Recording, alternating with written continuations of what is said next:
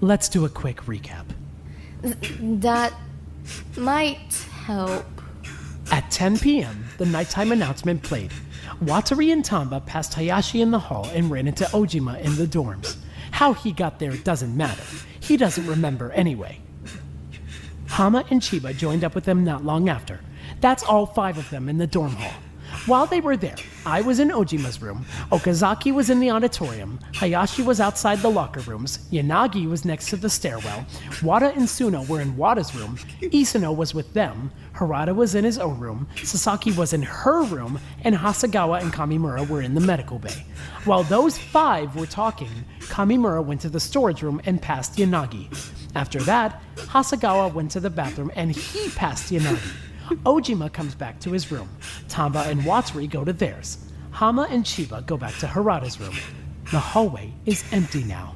Sasaki goes to the kitchen to make something to eat, and Isuno follows not long after. They both pass Yanagi. So now, the only people outside of their rooms are Sasaki, Isuno, Hasegawa, Kamimura, Hayashi, Okazaki, and Yanagi. Hayashi, Okazaki, and Hasegawa aren't going anywhere, so we can forget about them. Sasaki and Isuno are in the kitchen.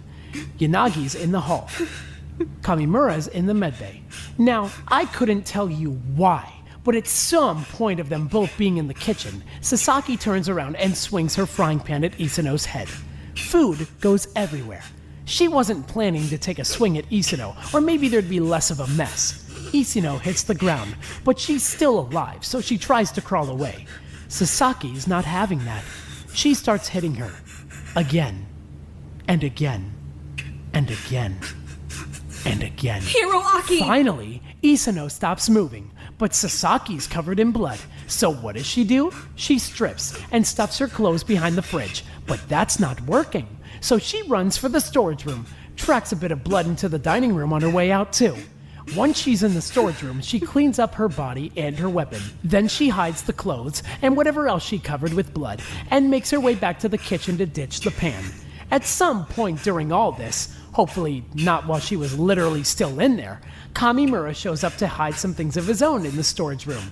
If Sasaki was in there, I'm sure that was a pretty stressful few minutes. Either way, he leaves and she runs back to her room in her underwear, thinking the coast is clear by now. Big mistake, because Yanagi was sitting right there. Luckily for her, it was Yanagi, so it might as well have been nobody at all. Shut up! Shut up! After that, all she had to do was hide out in her room until morning and pretend nothing happened. But she was looking pretty peppy this morning, don't you think? So I'm pretty sure she took advantage of that little spur-of-the-moment murder to sneak in a little nap. After all, it wouldn't be against the rules anymore, would it? Yanagi, one more thing if you don't mind. We're going to need to hear you testify. That what it was? Yeah. Okay, let's start from there. Honestly, the story doesn't seem that long at all. You and Chiba were in the gym, yeah? She was climbing up the rope. You had Sawa out, I'm guessing? Right. You had Sawa out. Chiba was climbing.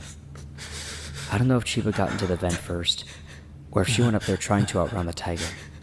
But the outcome is that Sawa chased her up into the vent. Yeah? The sheet was moving around. I guess she's still a cat when it comes down to it.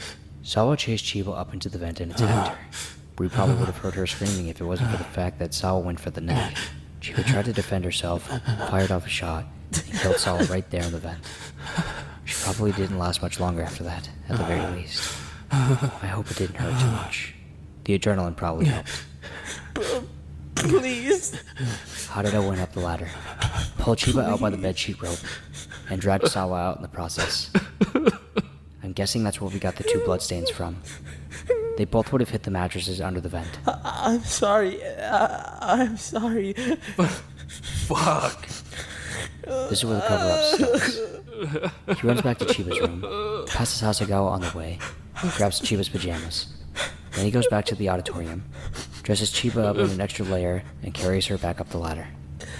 I'm sorry. I'm sorry. Oh, God. I'm sorry. He figures the best way to cover up the wound on her neck, the one that would definitely implicate him, is to tie the rope around it so tight and so high that nobody would be able to get it out. So he knots it a few times around her throat and leaves her dangling there for someone to find in the morning.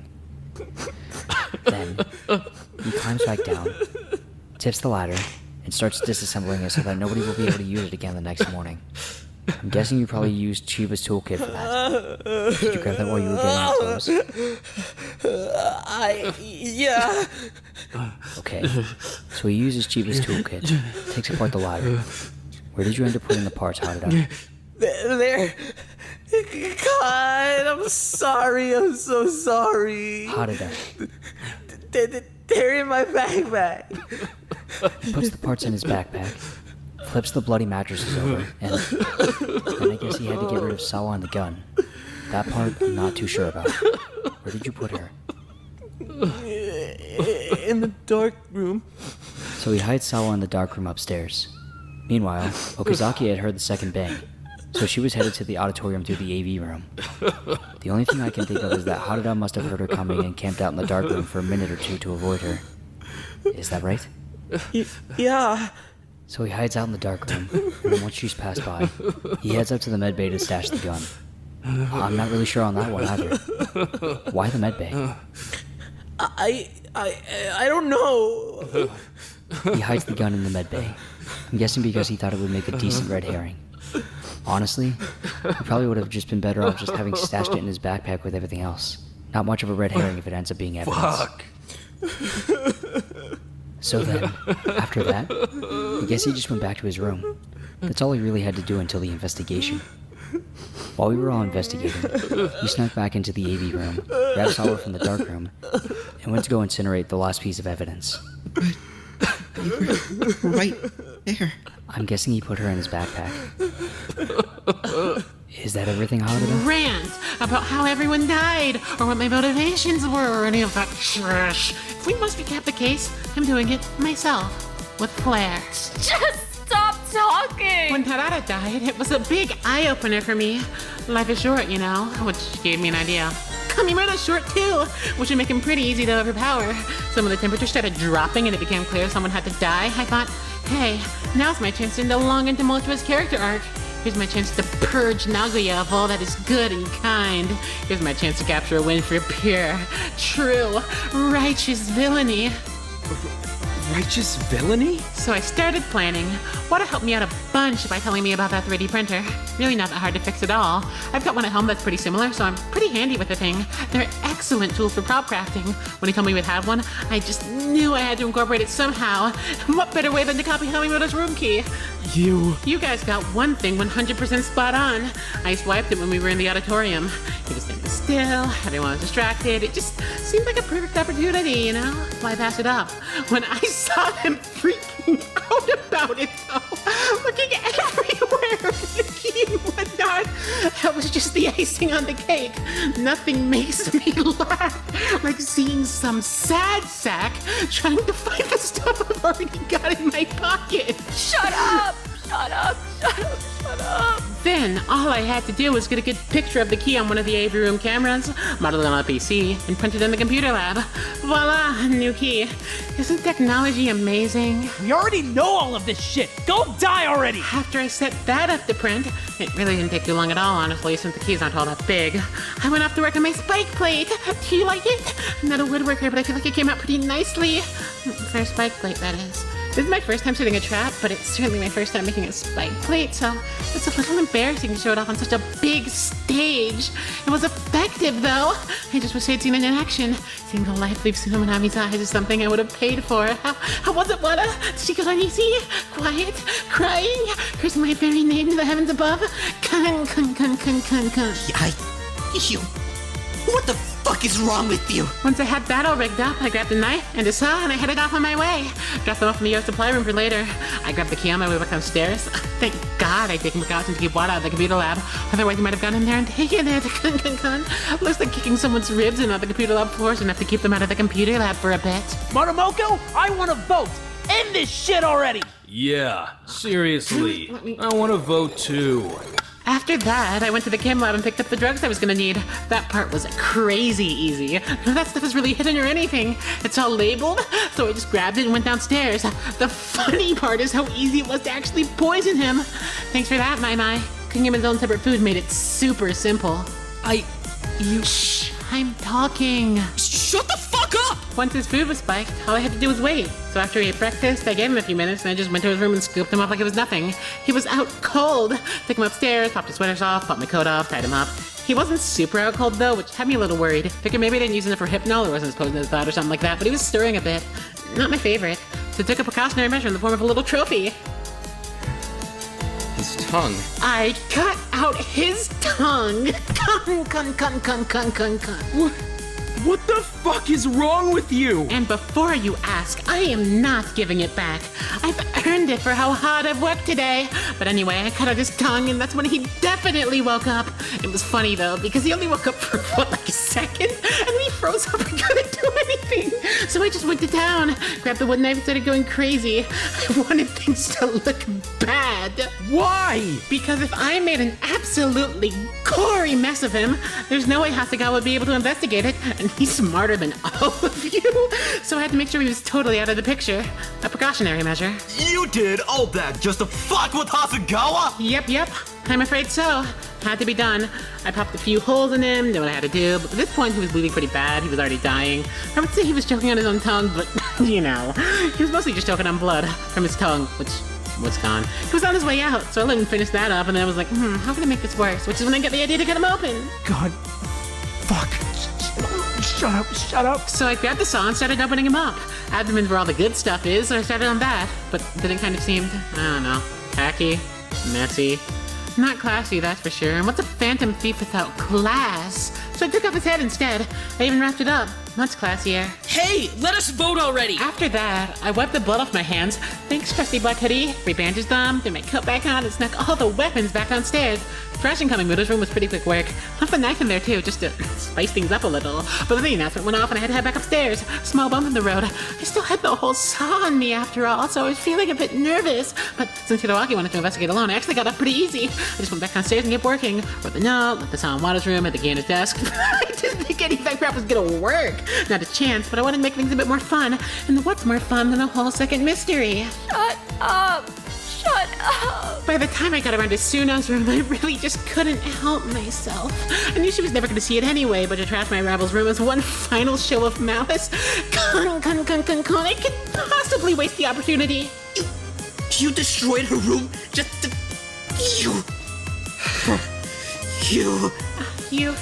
You mad? You look pretty mad. What are you gonna do? Shut up! I took everything from you. You're just a sad little loser left behind with nothing. Cry about it. Fuck you! When the second announcement played, my job was done. That meant my mission was a success. Both of them were dead, everything was right where it needed to be, and I was off the hook. For the record, the Rohypnol, right here, this pocket. You guys never even wondered where the bottle went. There's no way you would have been able to solve this without me dropping you hints the whole time. You're all completely lackluster and incompetent. God, please. Alright. Then, here's what happened. I didn't hurt her. For whatever reason she felt necessary, Watari decided she was going to kill herself. She said her goodbyes to Hama and Hayashi, by the sounds of it, and then put her plan together. She gathered everything she was going to need. The gas, the battery, the steel wool. I'm guessing she kept it prepped in the supply room so she'd be ready to set up the fire right away. She wrote a note for Hama, asking him to meet up with her 1 hour after the nighttime announcement. She didn't plan on actually meeting with him, but she needed him to come up to the sewing room to start the fire himself. Otherwise, the whole plan would have been pointless. Oh, God. She left the note and headed upstairs to set up her trap. But there was an unexpected hiccup. Hiroaki couldn't sleep, so he was working in the sewing room. With him there, there was no way she could set up her fire trap, so she had to hide until he left. She hid out in the storage room and waited, but Hiroaki never left, and eventually, it was too late. Hama had shown up for their meeting. Since Watari wasn't there, he talked to Hiroaki for a little bit. Then he went to go look for Watari. Since I can imagine he was probably kind of nervous about her not showing up at all. Hiroaki left pretty soon after, and that's when Watari put her plan in motion again. She headed into the storage room, set up the wool and the battery, poured her gasoline, set out her note, and waited, I guess. We're guessing she probably waited under the table since it was the only place to really hide, but she waited. I really don't know what she must have been thinking that entire time, but eventually, Hama came back. When Hama came back, he found the note, panicked, and ran back downstairs. When he threw the door open, the battery Watari had set up behind it collided with the steel wool, producing an ember that ignited the entire room. No. The place went up pretty fast, and Watari died in the fire, so that means that whether he meant to start the fire or not, in the eyes of the game at least, by the rules, Hama killed her. He didn't! You can't! A week ago, Tamba decided she was going to kill her best friend. So she typed up a fake note, planted it to get Mai all paranoid and protective, then put the rest of her plan into motion. You can't do this! She poisoned everyone in the building except for herself and Mai. Well, and Wada, I guess. But he was an easy shot. She stole Wada's food stash, got Ojima completely wasted, got Hasegawa high, gave me my reward back just to fuck with me, poisoned Yanagi. She wanted to make sure we'd be completely incompetent and exhausted and useless come trial time. And I mean, to her credit, it certainly helped her out. I didn't! She spent the entire past week leaving notes everywhere for Mai to find. Notes that would rile her up, keep her on edge. Not to mention the traps. She was trying to get Mai on high alert. Trying to get her paranoid. Trying to get her desperate to escape. That way, when she read Tamba's final note, calling her up to the 3rd floor, she'd be more willing to comply, especially if it promised escape. I didn't do any of this! When Wada, Mai, and Tamba are all alone, Mai breaks away to go follow her note. She can't exactly hang around. She has places to be. When Tamba realizes that Mai will just leave if Tamba never shows up to the meeting, she splits them off from Wada, leaves him on his own, and heads upstairs to go meet with Mai. Once she got there, she explained everything. Well, everything that she had made up, at least. She told her this was all over an escape plan. She told her that if she complied, we could all get out of here together. Exactly what Mai wanted to hear, especially since she was already paranoid. So she went along with it. She did whatever Tamba asked her to do. She trusted her, after all. Shut up! Shut up! Shut up! She and Mai rigged up the door traps. They cleared out the arsenal, all while using Tamba's blueprints to sneak around and avoid the cameras. A pretty powerful reward, honestly. And since she was planning to get us all killed anyway, it's no wonder she cut our investigation time in half just to get it. Once they were done setting everything up, they went down to the pool and used Mai's key to get in. I don't know how Mai couldn't have found it suspicious that Tamba had a sword. So maybe she didn't carry it down with her. Maybe she had already planted it there earlier. I mean, we weren't supposed to go in the pool anyway, so it's not like anyone would have noticed it and raised any alarms. I didn't do anything! Stop listening to him! Then, all she needed to do was stab Mai, dump her in the pool, and hide the sword with the rest of the arsenal supplies. After that, she could go fuck off to wherever she wanted. Her work was done. I was in the laundry room all night! You're so stupid. This entire trial is stupid. Let's go over what happened. How could you do that to her? A week ago, Hasegawa typed up a threatening note for Tamba, and left it for her to find in the locker rooms. He wanted to make Hayashi feel paranoid, and make her more determined to find an escape route. We all know how Hayashi gets when she starts thinking about escape. So, he was probably trying to get in her head, and make her more willing to do something reckless. Once he had made her paranoid, he moved on to the rest of us. This is stupid. He stole my stuff so that I'd be starving and exhausted by the time we had to investigate. He convinced Ojima that he was hurting people so that Ojima would try to force himself to stop zoning out. And when Ojima did zone out, he took the opportunity to get him drunk. It kept Ojima out of the picture and kept Nakamigawa focused on Ojima. He poisoned Yanagi with a medic so he'd be sick all the time.